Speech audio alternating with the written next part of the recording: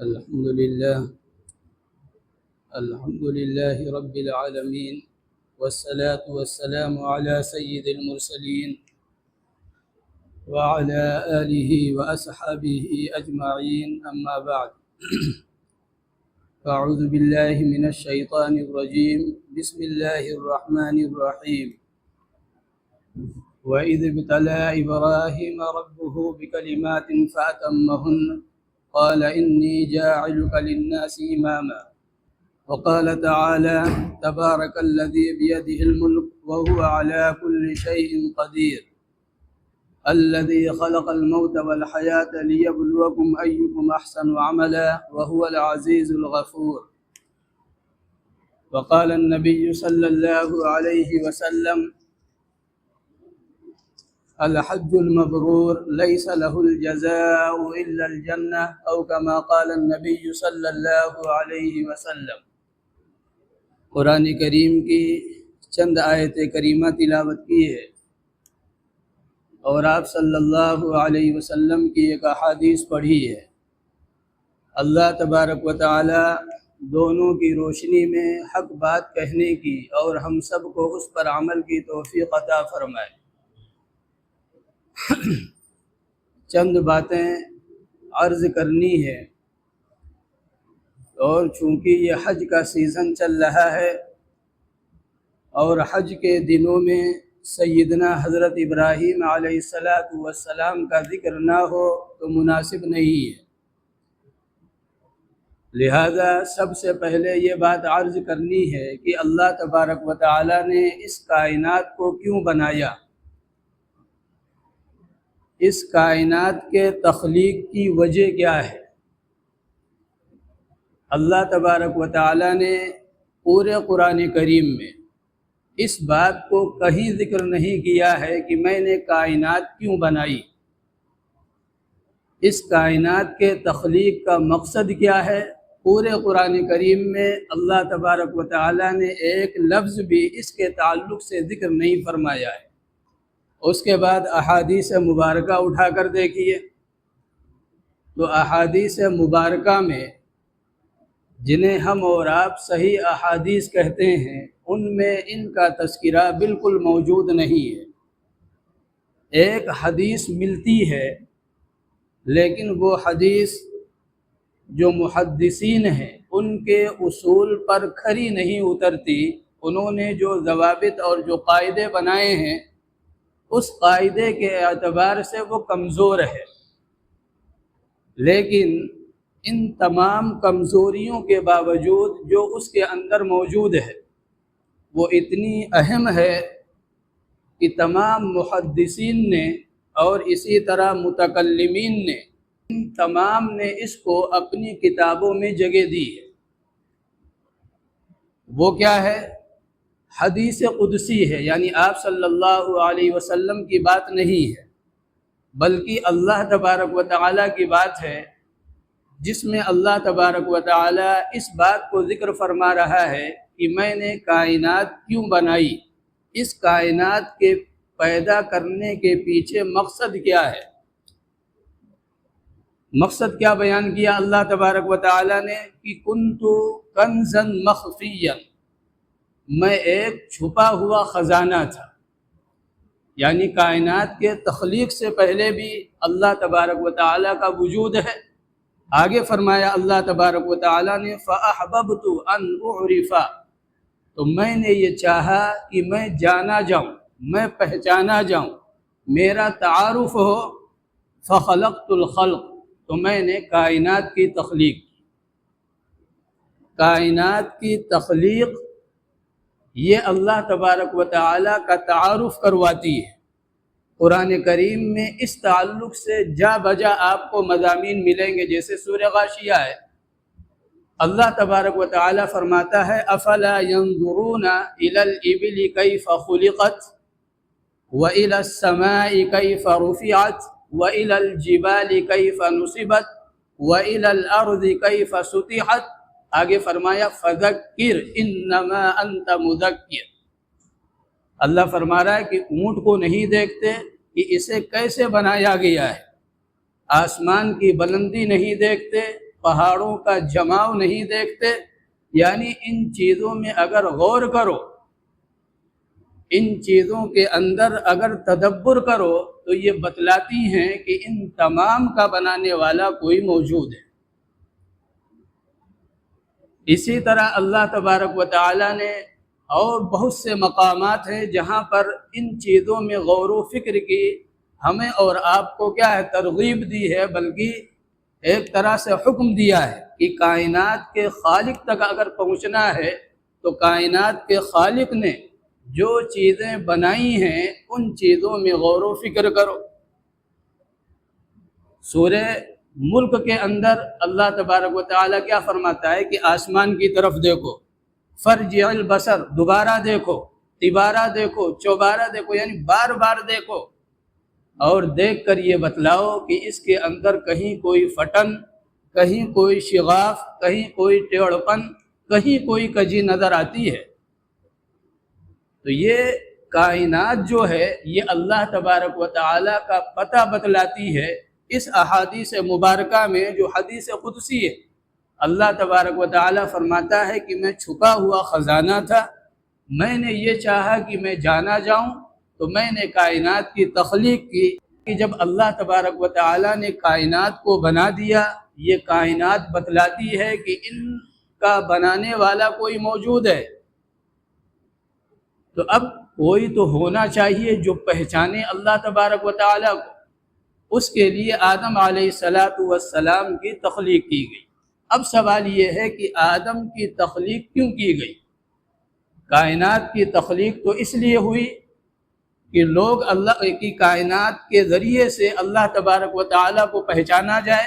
اب پہچاننے والے کون ہیں؟ آدم علیہ السلام کے ذریعے سے یہ چیزیں چلیں۔ اب آدم کی تخلیق کیوں کی گئی؟ یعنی انسانی زندگی کا مقصد کیا ہے؟ انسان کو اللہ تبارک و تعالیٰ نے اس کائنات کے اندر کیوں بھیجا؟ اس کا جواب قرآن کریم میں کئی مقامات پر دیا ہے۔ اللہ تبارک و تعالیٰ نے کہیں فرمایا وَمَا خَلَقْتُ الْجِنَّ وَالْإِنسَ إِلَّا لِيَعْبُدُونَ، کہیں اللہ تبارک و تعالیٰ فرما رہا ہے کہ تبارک الذی بیدہ الملک وہو علی کل شیء قدیر الذی خلق الموت والحیات لیبلوکم ایکم احسن عملا، میں نے امتحان کے لیے پیدا کیا ہے۔ سورہ کہف کے اندر انا جعلنا ما علی الارض زینۃ لها لنبلوہم ایہم احسن عملا۔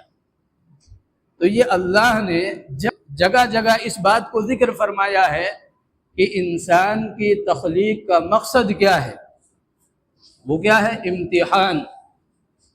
کوئی بھی شخص جو معاشرے کے اندر یا دنیا کے اندر آنکھیں کھولتا ہے، وہ چند امتحانات ہیں جو اس کے سامنے آتے ہیں، ہر شخص ان امتحان سے گزرتا ہے، اور ان امتحان میں 100% کامیابی حاصل کرنے والے کامل اور اکمل اور ساری کائنات کے لیے ایک نمونہ اور لائحہ عمل سیدنا حضرت ابراہیم علیہ السلام کی ہستی ہے۔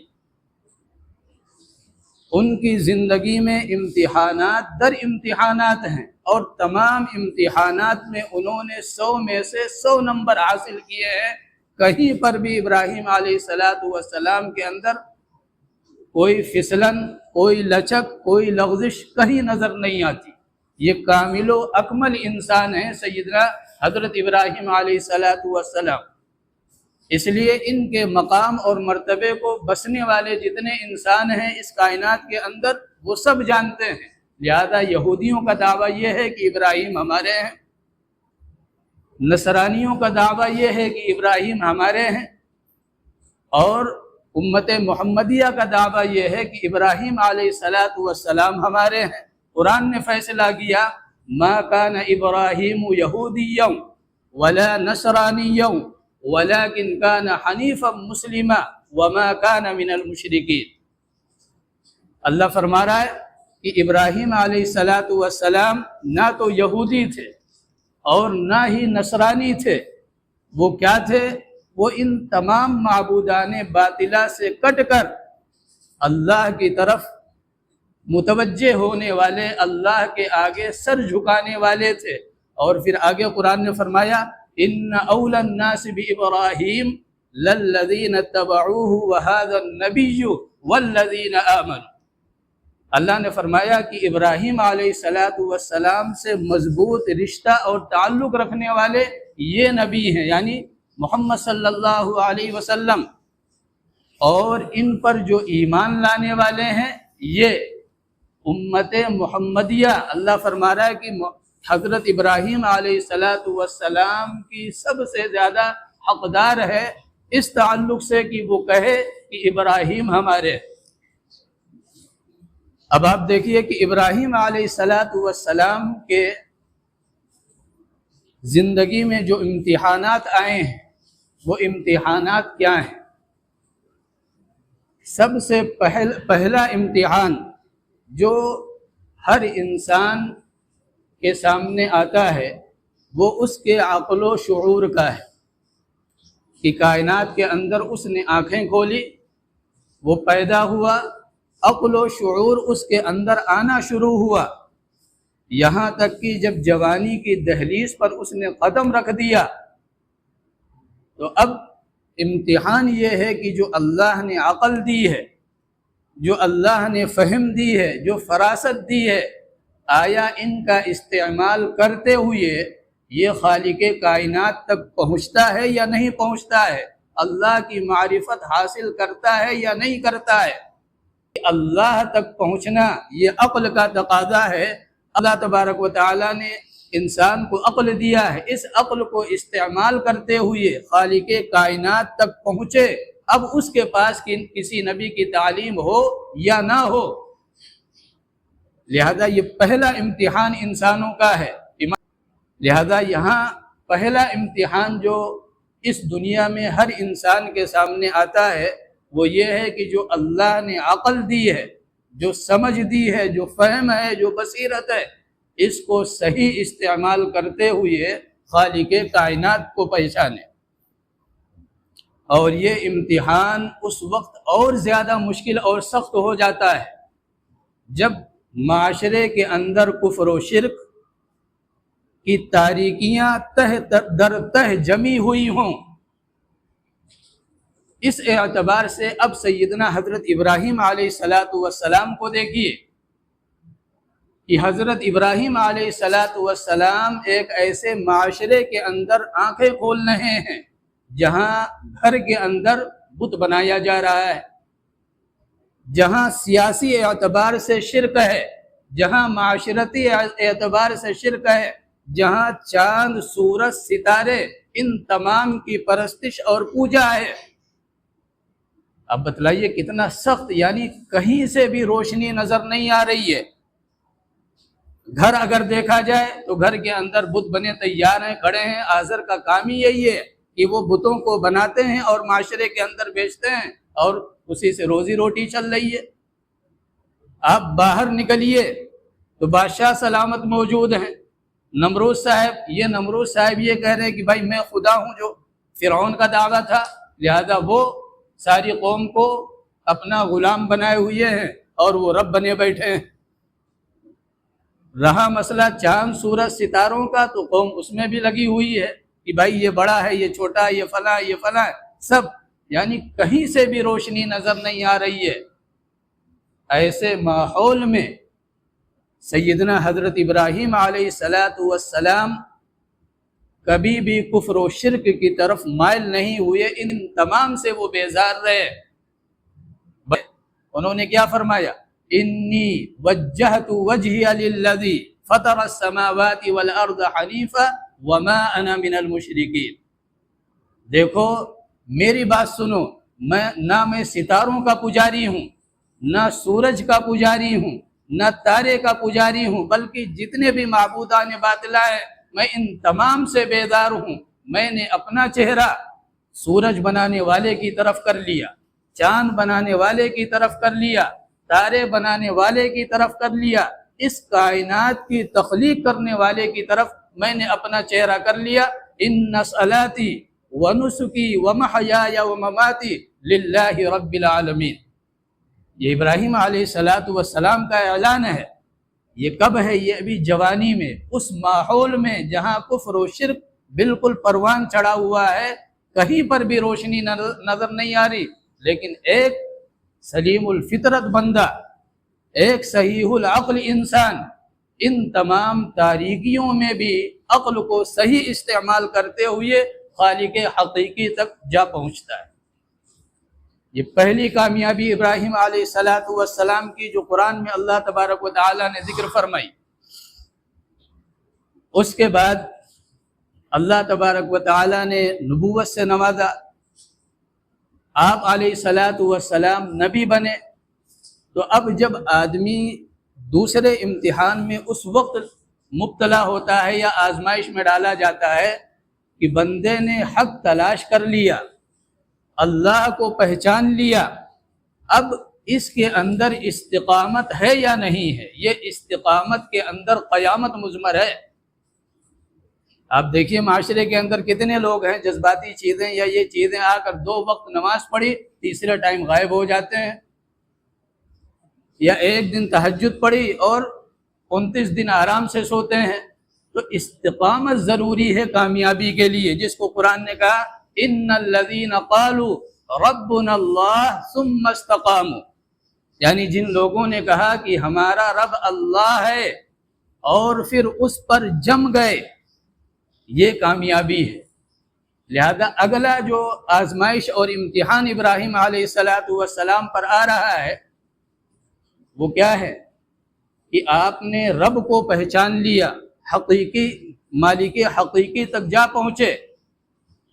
لیکن اب آیا استقامت ہے یا نہیں ہے؟ لہذا جب آپ علیہ السلام کو نبی بنایا گیا تو آپ نے بات شروع کی باپ سے، یا ابتی لا تعبد الشیطان ان الشیطان کان للرحمن عصیا. انہوں نے کہا ابا جان آپ شیطان کی عبادت مت کریے، شیطان تو رب کا سب سے بڑا نافرمان اور ناشکرا ہے. یا ابت انی اخاف ان یمسک عذاب من الرحمن فتکون للشیطان ولیا. ابراہیم علیہ السلام فرما رہے ہیں کہ ابا جان آپ شیطان کی عبادت کریں گے، کہیں ایسا نہ ہو اللہ آپ کی گرفت کر لے اور آپ شیطان کے دوست بن جائیں، والی بن جائیں. آگے فرمایا یا ابتی، اے ابا جان انی قد جاءنی من العلم ما لم یأتک فاتبعنی اہدک صراطا سویا. ابا جان میں آپ سے چھوٹا ہوں، آپ کا تجربہ زیادہ ہے، آپ بڑے ہیں، لیکن میرے پاس ایسا علم آیا ہے، اللہ نے میرے پاس رشد و ہدایت کے جو راستے ہیں وہ واضح کر دیے ہیں. اب آپ کی کامیابی میری اتباع کے بغیر ممکن نہیں ہے. یہ ابراہیم علیہ السلام کا اعلان ہے. باپ کیا کہہ رہا ہے؟ اراغب انت عن آلہتی یا ابراہیم لئن لم تنتہی لارجمنک وہجرنی ملیا. باپ کیا کہہ رہا ہے؟ باپ یہ کہہ رہا ہے کہ تم میرے معبودوں سے بیزار ہو، میرے معبودوں کو برا بھلا کہہ رہے ہو، میرے معبود کو بتلا رہے ہو کہ یہ 0 واٹ کے ہیں، ان کے اندر کوئی پاور یا کوئی طاقت نہیں ہے. ابراہیم خبردار، لئن لم ینتہی لارجمنک وہجرنی ملیا، اپنی اس حرکت سے باز آ جاؤ. یہ تم نے یہ روش اختیار کی ہے، اس سے باز آ جاؤ ورنہ ہم تمہیں پتھر مار مار کر ہلاک کر دیں گے. یہ باپ کی طرف سے جواب ہے. ابراہیم علیہ السلام نے یہاں پر باپ سے نہ تو بدتمیزی کی ہے، جیسے آج کل بہت سے لوگ کہیں کچھ وقت لگا دیں تو پھر دین کے غلبے میں نہ باپ کی کوئی حیثیت ہے، نہ ماں کی کوئی حیثیت ہے، نہ اعزاء اقارب کی کوئی حیثیت ہے، یعنی وہ جو کچھ کریں وہی دین ہے. ان کی سمجھ یہ بنتی واللہ عالم، مننے کے بعد ہی پتہ چلے گا حقیقت کیا ہے. یہاں ابراہیم علیہ السلام جیسے عظیم المرتبت نبی اور رسول ہیں، اور باپ اور ان کے سامنے ان کے والد محترم آزر ہیں جو कुफ्र और शिर्क की बुनियादों को खड़ा करने वाले यानी मूर्ति बनाने वाले हैं। लेकिन इब्राहीम अलैहिस्सलाम क्या कह रहे हैं? सलामुन अलैक सअस्तगफिरु लक रब्बी इन्नहु कान बी हफिया। वालिद मुहतरम, आपका मकाम और मर्तबा यकीनन बहुत ज़्यादा है, हम आपसे उफ तक नहीं करेंगे। लेकिन हाँ, आपने जब ये कहा कि अब हम मार मार कर तुम्हें जो है पत्थर मार मार कर हलाक कर देंगे, सलामुन अलैकुम, अल्लाह आपको सलामत रखे। लेकिन हाँ, मैं अपने रब से आपके लिए दुआ करूँगा और मेरा रब मुझ पर मेहरबान है, उम्मीद है कि अल्लाह तबारक व तआला मेरी बात सुनेगा। ये घर के अंदर, यही पूरे माहौल और माशरे के अंदर इब्राहीम अलैहिस्सलातु वस्सलाम का मामला है। इब्राहीम अलैहिस्सलाम पर एक वक्त आया कि उन्होंने महसूस किया कि बात नरमी से नहीं हो सकती, कोई एक ऐसा ज़र्ब लगाना होगा जिससे इनकी अक्लें ठिकाने आ जाएं और ये सोचने पर मजबूर हो जाएं। लिहाजा एक दिन आया मेले का, जिस दिन सारी कौम बस्ती से निकलकर बाहर मैदान में जमा होती थी और वहाँ जाकर बादशाह सलामत को सजदे और तरह तरह की चीज़ें होती थी। इब्राहीम अलैहिस्सलातु वस्सलाम ने इस मौके को गनीमत समझा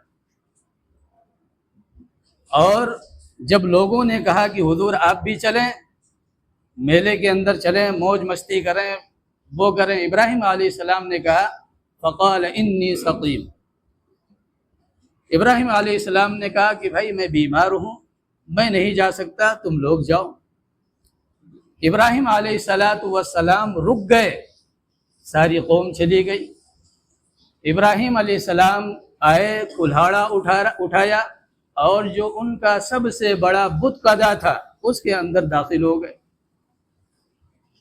और दाखिल होने के बाद जो तबाही मचाई, इब्राहीम अलैहिस्सलाम ने वो जो कुल्हाड़ा चलाया तो जितने थे सबको तोड़ ताड़ कर एक किनारे, और जो सबसे बड़ा बुत था उसके कंधे पर कुल्हाड़ी रख दी।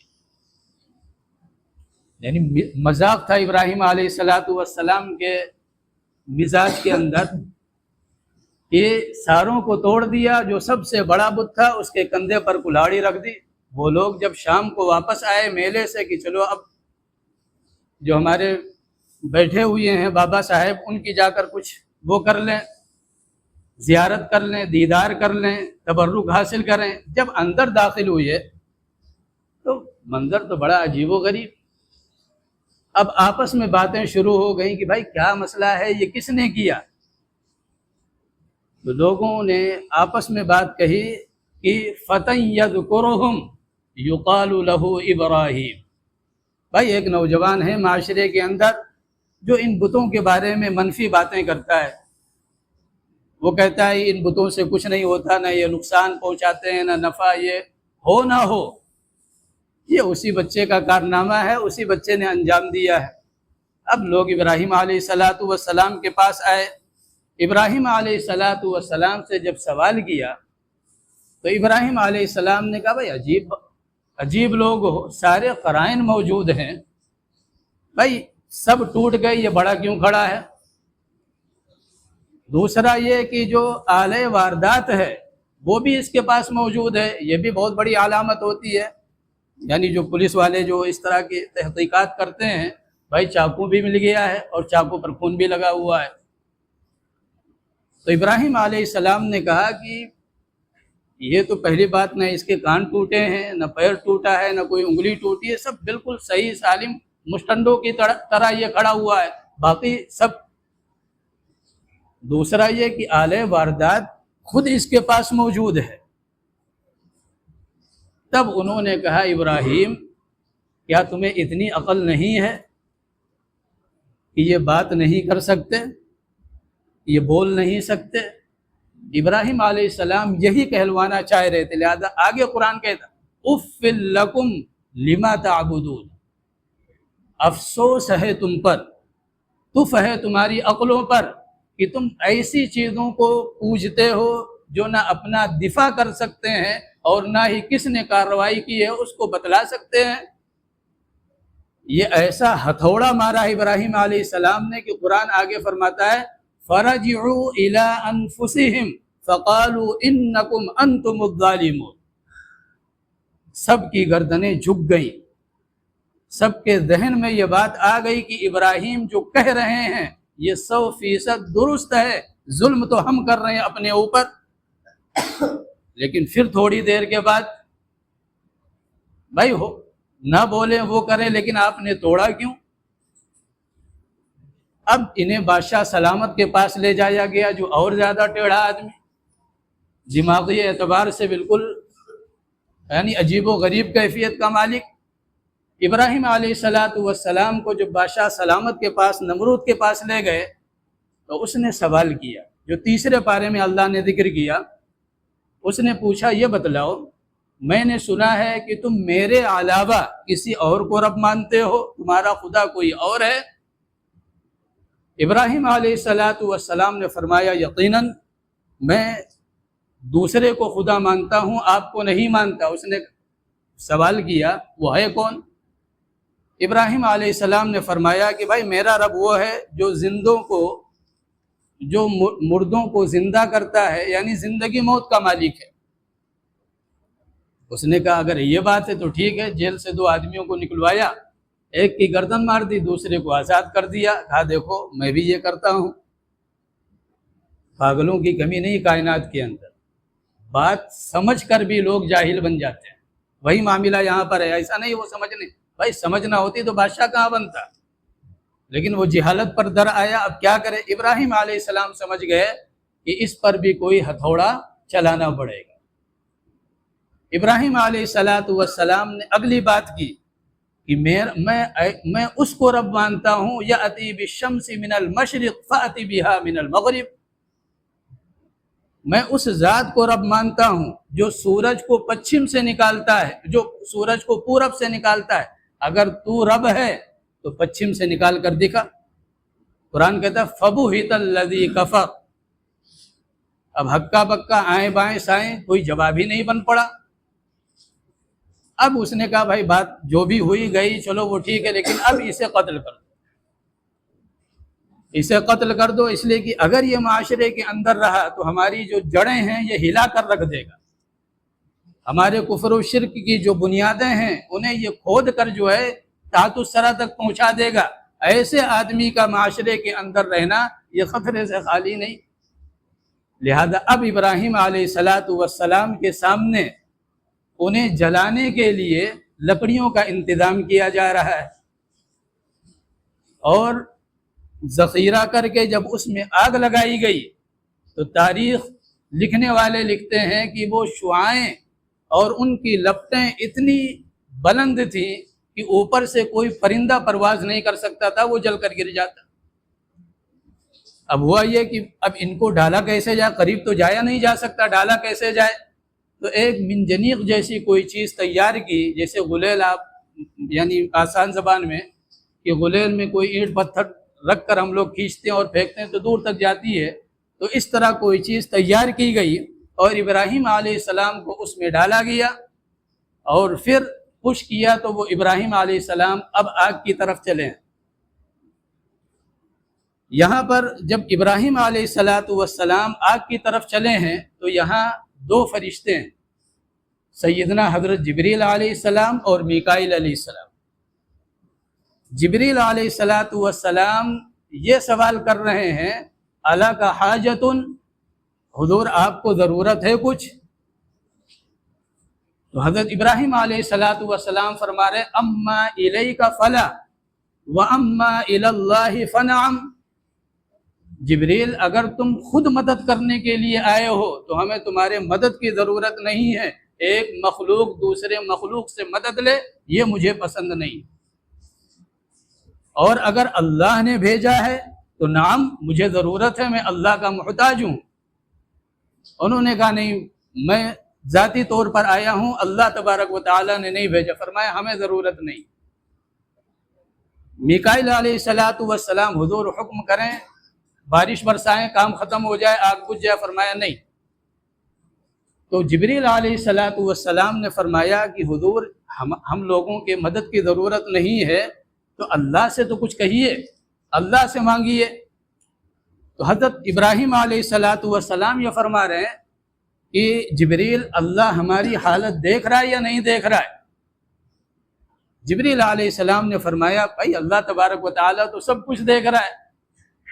فرمایا جب اللہ دیکھ رہا ہے تو ہو سکتا ہے اس کی منشا مجھے جلانے کی ہو اور میں بچنے کی دعا کروں، اس کے مرضی کے خلاف ہو جائے، لہذا میں کچھ نہیں کہتا۔ اللہ جب ہمیں دیکھ رہا ہے تو حسبنا اللہ و نعم الوکیل، یہ ابراہیم علیہ السلام کا جملہ ہے کہ بھائی اللہ ہمارے لیے کافی ہے، اگر وہ جلانا چاہتا ہے تو جلائے گا، اور اگر بچانا چاہتا ہے تو وہ کہیں بھی ڈال دیں، موت کے منہ سے ہمیں وہ زندہ نکالے گا۔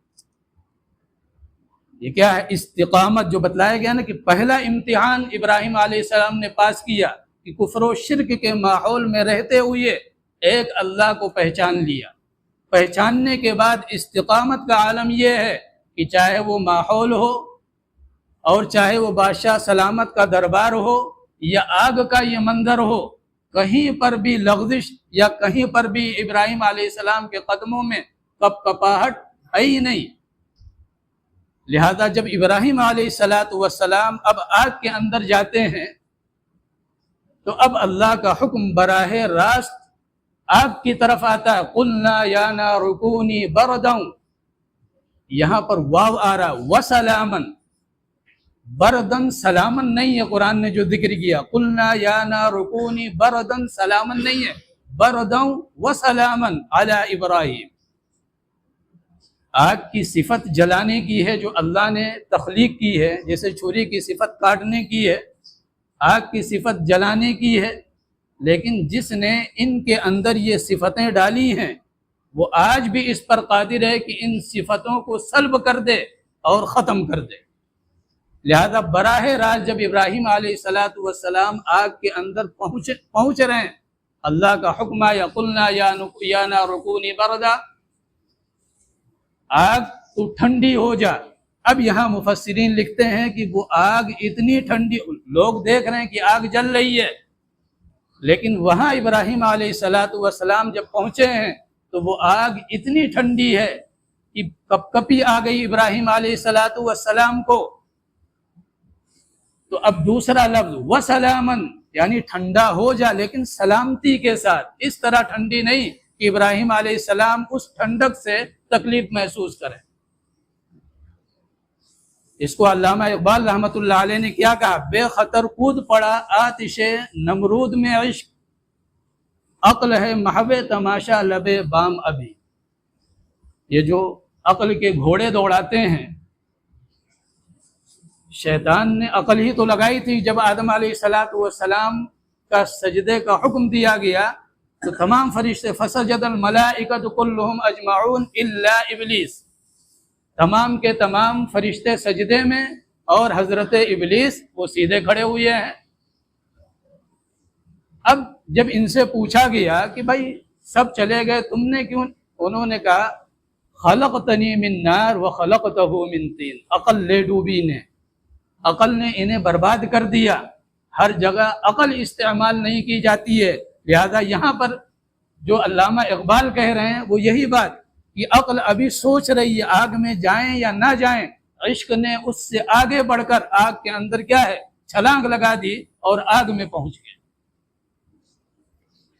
لہذا یہاں ابراہیم علیہ السلام جتنے دن بھی رہے، 40 دن یا جو بھی روایتیں آتی ہیں، بڑے مزے کی زندگی رہی۔ ابراہیم علیہ السلام بعد میں بتلاتے تھے کہ وہ آگ والے 40 دن جتنے مزیدار تھے، ساری زندگی میں وہ مزہ کبھی نہیں ملا۔ لہذا یہ دوسرا امتحان استقامت کا، ابراہیم علیہ السلام نے 100% کامیابی حاصل کی۔ اب تیسرا امتحان کیا ہے کہ جب کسی قوم کی طرف نبی بھیجا جائے اور قوم نبی کے قتل پر آمادہ ہو جائے، ان کے قتل کے پروگرام بنائے، تو پھر اب اللہ کی طرف سے رسول اس بات کا پابند ہوتا ہے کہ وہ اب اس بستی اور شہر کو چھوڑ دے، یعنی ہجرت کا حکم آ جاتا ہے۔ جیسے آپ دیکھیے، آپ صلی اللہ علیہ وسلم مکہ مکرمہ کے اندر 13 سال مسلسل محنت کرتے رہے، لیکن آخری سال میں بلکہ سن 9 ہجری میں جب حضرت ابو طالب کا انتقال ہوا اور اسی سال خدیجۃ الکبریٰ بھی دنیا سے چلی گئیں، اندر کی تسلیاں، باہر کا سہارا، یہ دونوں چیزیں اللہ نے لے لی، تب آپ نے طائف کا سفر کیا ہے۔ اور طائف والوں نے جو کچھ کیا آپ صلی اللہ علیہ وسلم کے ساتھ ہم سب جانتے ہیں۔ وہاں سے واپسی کے بعد آپ صلی اللہ علیہ وسلم نے صحابہ کرام کو ہجرت کی اجازت دے دی، لیکن چونکہ نبی کو جب تک واضح طور پر حکم نہ دیا جائے نبی شہر کو نہیں چھوڑ سکتا۔ جیسے یونس علیہ السلام سے چوک ہوئی، یونس علیہ السلام نے اللہ کا حکم آنے سے پہلے ہی عذاب کو جب دیکھا تو بستی چھوڑ دی، اور پھر اللہ تبارک و تعالی نے جو کچھ کیا کہ مچھلی کے پیٹ میں پہنچایا اور پھر وہاں سے باہر، پھر یہ ساری کہانی آپ سنتے رہتے ہیں۔ تو آپ صلی اللہ علیہ وسلم نے ہجرت تو کی بعد میں، لیکن صحابہ کرام کو اجازت دے دی کہ بھائی اب ہجرت کے اشارات مل رہے ہیں۔ اور جب دار الندوہ میں آپ صلی اللہ علیہ وسلم کے قتل کا پورا پروگرام بنا دیا اور ہر گھر اور ہر خاندان سے ایک ایک بچے کو، نوجوان کو لے کر آپ کے گھر کے باہر کھڑا کر دیا کہ جب آپ نکلیں گے آپ کو قتل کیا جائے گا، اور بنو ہاشم عرب کے تمام خاندانوں سے لڑ نہیں سکتا۔ اب اللہ تبارک و تعالیٰ نے آپ صلی اللہ علیہ وسلم کو ہجرت کی اجازت دی کہ اب آپ نکل جائیے، اب یہ لوگ قتل کے درپے ہیں اور قتل کے پروگرام بنا چکے ہیں۔ یہاں پر بھی ابراہیم علیہ السلام کے ساتھ جب یہ تمام معاملات ہوئے تو اب اللہ نے ہجرت کی اجازت دی کہ اب آپ اس شہر کو چھوڑ جائیں، اور اس شہر کو چھوڑنے کے وقت آپ کے ساتھ آپ کی جو اہلیہ ہیں جو آپ ہی کے خاندان کی ہیں اور نہایت ہی حسین و جمیل ہیں، حضرت سارہ رضی اللہ تعالی عنہ، اور آپ کے ساتھ آپ کے بھتیجے حضرت لوط علیہ السلام اور حضرت لوط علیہ السلام کی جو اہلیہ ہیں، وہ یہ 4 آدمیوں کا قافلہ ہے، ان حضرات نے چھوڑا ہے۔ اور لوط علیہ السلام کی جس بیوی کا قرآن کریم میں ذکر آتا ہے کہ وہ قوم کے ساتھ مل گئی اور گندی خصلت اور یہ فلاں اور یہ فلاں، اور جب عذاب آیا تو اس عذاب میں یہ بھی شامل تھی، اسے بھی ہلاک کیا گیا، وہ اس کے علاوہ ہے۔ یہ جب وہاں سدوم اور عامورہ کی جگہ جہاں یہ قوم آباد تھی، جو غلط کام میں تھی، وہاں جب پہنچے ہیں تو وہاں کوئی نکاح کیا ہے اور اس نے خیانت کی ہے، لہذا یہ 4 آدمیوں کا قافلہ یہ آپ یعنی ابراہیم علیہ السلام کی جو پیدائش ہے، یہ پیدائش یہ عراق کے شہر ار میں ہے، جو اس وقت صدر شہر تھا اور یعنی سب سے بڑا شہر تھا عراق کے اندر۔ اور پھر جب ار سے آپ نے ہجرت کی ہے تو آپ ملک شام کی طرف تشریف لے گئے، اور پھر ملک شام کا وہ علاقہ جہاں فلسطین اور کنعان موجود ہے، یہاں آپ نے قیام کیا ہے۔ پھر یہاں سے آپ نے ہجرت کی ہے اور پھر آپ مصر تشریف لے گئے ہیں۔ لیکن مصر جانے کی وجہ ایک تھی، وجہ یہ تھی کہ وہاں مصری لوگ حکمران نہیں تھے، بلکہ عرب یہاں سے گئے تھے اور وہاں جا کر وہ تخت پر قابض ہو گئے، اور عرب وہاں کے اس وقت حکمران تھے۔ لیکن وہاں پر بھی ایک عجیب و غریب رسم تھی کہ ابراہیم علیہ السلام جب مصر پہنچے ہیں تو وہاں کا جو بادشاہ تھا، اس سے پہلے ابراہیم علیہ السلام نے اپنی اہلیہ کو سمجھایا ہے کہ دیکھو شہر میں ہم داخل ہو رہے ہیں اور یہاں بادشاہ جو ہے سنکی ٹائپ کا ہے، عجیب و غریب فطرت کا ہے، یہ کوئی بھی شوہر اپنی بیوی کے ساتھ شہر میں داخل ہو تو اس کو وہ چھین لیتا ہے، لہذا جب ہم سے تحقیق کی جائے گی تو اس وقت ہم یہ کہیں گے کہ بھائی ہم بھائی بہن ہیں، ہم میاں یہ بھی نہیں بتلائیں گے بھائی بہن، اور ظاہر سی بات ہے ہر مسلمان مرد ہو یا عورت ایک دوسرے کے بھائی بہن ہیں۔ جب وہاں داخل ہوئے تو حضرت سارہ علیہ السلام رضی اللہ تعالیٰ عنہ نہایت ہی حسین و جمیل تھی۔ بادشاہ نے ان کو بھی طلب کر لیا اور ابراہیم علیہ السلام کو الگ ٹھہرایا، لیکن یہاں پر اللہ تبارک و تعالیٰ نے حضرت سارہ کے عفت و پاک دامنی کی بھرپور حفاظت فرمائی کہ بادشاہ جب بھی ان کی طرف ہاتھ بڑھانے کی کوشش کرتا وہ ہاتھ بس ایسے رہ جاتا، نہ آگے جاتا نہ پیچھے جاتا، یعنی وہیں پر شل ہو جاتا۔ ایک بار اس نے کوشش کی، 2 بار کی، 3 بار کی، تیسری بار میں وہ پیچھے ہٹ گیا اور اس نے توبہ استغفار کیا، یعنی معافی تلافی کی، اور پھر اپنی صاحبزادی حضرت ہاجرہ کو حضرت سارہ کی خدمت میں بطور تحفہ پیش کر دیا۔ حضرت ابراہیم علیہ السلام کی عمر اس وقت تقریباً 80 سے تجاوز کر چکی ہے۔ یہاں ابراہیم علیہ السلام جب ہجرت کر رہے ہیں تو یہاں دعا کی ہے انہوں نے، انی ذاہب الی ربی سیہدین۔ اگلا جملہ قرآن بتلا رہا ہے، ربی حب لی من الصالحین، اے اللہ مجھے نیک صالح اولاد دے دے۔ 80 سال تک خیال نہیں آیا۔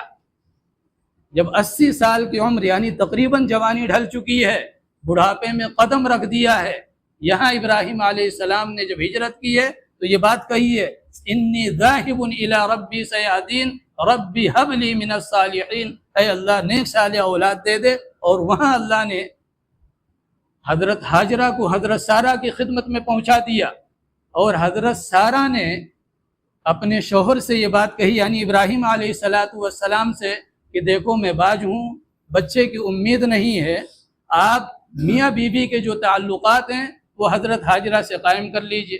یہودی یہاں پر غلط بات کہتے ہیں، چیختے چلاتے ہیں، اس کی وجہ یہ ہے، یہودی یہ کہتے ہیں کہ سارہ یعنی حضرت ہاجرہ رضی اللہ تعالی عنہ یہ باندی تھی، غلام تھی، یہ شہزادی نہیں تھی۔ اس کی وجہ کیا ہے؟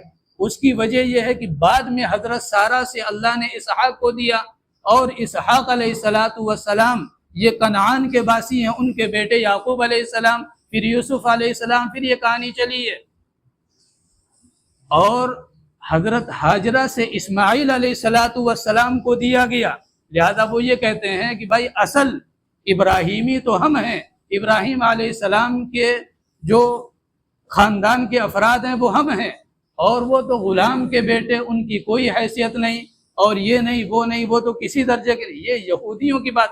ورنہ حضرت ہاجرہ یہ مصر کا جو بادشاہ ہے، اس نے جب خیانت کرنی چاہیے حضرت سارہ کے ساتھ اور اللہ نے اپنی قدرت دکھلائی تو اس سے متاثر ہو کر اس نے حضرت ہاجرہ کو اپنی بیٹی کو حضرت سارہ کی خدمت میں پیش کر دیا، اور حضرت سارہ نے ابراہیم علیہ السلام کی خدمت میں پیش کیا، اور وہاں پر اللہ تبارک و تعالی نے حضرت ابراہیم علیہ السلام کو حضرت اسماعیل عطا فرمایا۔ یہ 3 امتحان ہوئے ابراہیم علیہ السلام کے، ایک تو عقل و دانش کا، دوسرا استقامت کا، اور تیسرا اللہ کی خاطر سب گھر بسایا خاندان تمام افراد ان کو چھوڑ کر نکل جانا۔ اب اگلا امتحان حضرت یعنی اسماعیل کی پیدائش کے بعد وہ خانہ کعبہ کی آبادی ہے کہ اللہ نے اسے کیسے آباد کیا ابراہیم علیہ السلام کے ذریعے، وہ انشاءاللہ اگلے ہفتے بات آئے گی۔ اللہ تبارک و تعالی ہم سب کو کہنے سننے سے زیادہ عمل کی توفیق دے۔ وآخر دعوانا ان الحمد للہ رب